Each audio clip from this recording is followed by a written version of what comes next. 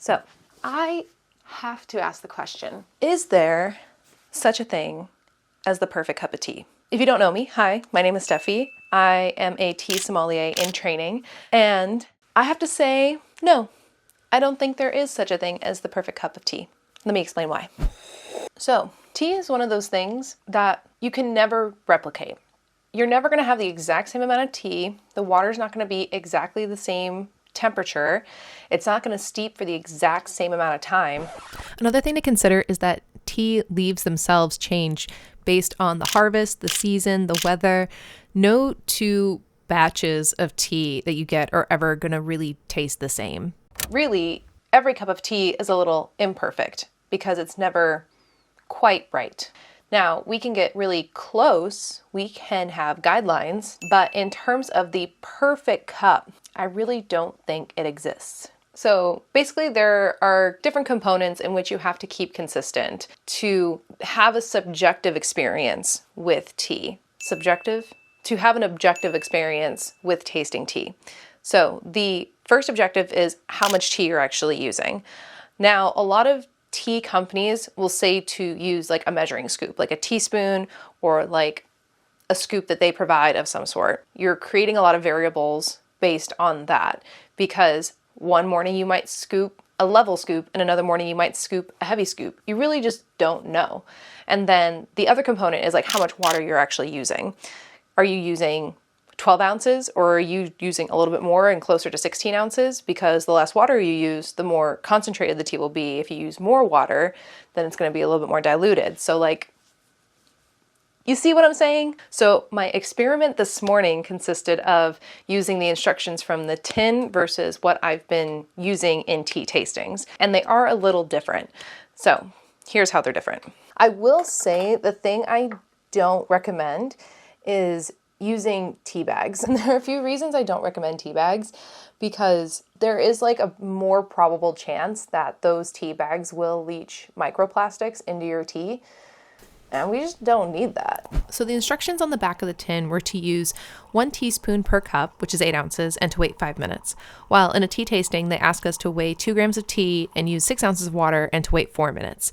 So with the instructions given, I was to use 3.5 grams of tea, while with a tea tasting, I would usually use 4 grams of tea, if both cups are 12 ounces.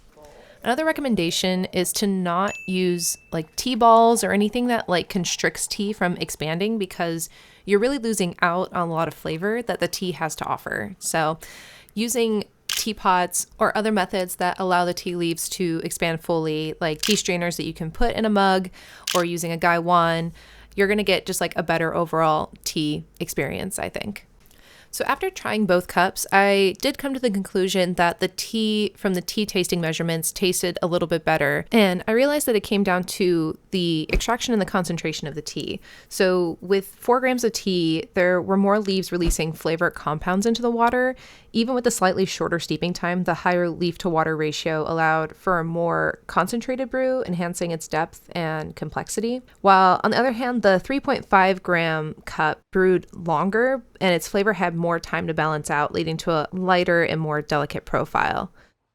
And neither of them are necessarily bad. It's just more of like what the preference is. And for me, especially in a black tea, I like more bold flavors that I can add like milk and maybe a little sugar too from time to time. And it's also nice to find black teas that I can taste it and realize, oh, this would be really good on its own. And so that's kind of the beauty of different styles of the same kind of tea. Here's the thing. I'm not a tea expert. I'm not even technically a certified tea sommelier.